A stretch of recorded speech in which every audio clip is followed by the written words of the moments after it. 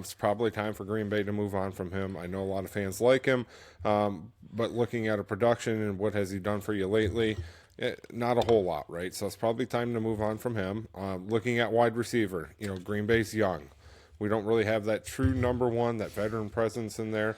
And Christian Watson's going to be hurt for, at least at minimum the first 12 weeks of the season next year. So finding that big bodied wide receiver, maybe that deep threat that kind of take the top off defense is certainly a position we'll be looking for this offseason.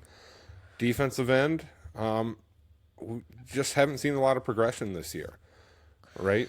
Really over the past couple of years. Lucas Van Ness, we haven't seen much progression out of him as far as being able to get to the quarterback and establish that pass rush defense, right? Rashawn Gary's just been kind of stagnant ever since returning from his injury.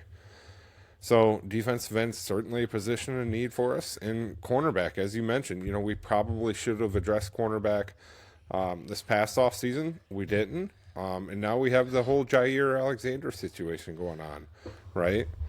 So in all likelihood, he's probably not going to be on the Packers come 2025, start of the season. So again, certainly a position of need for us.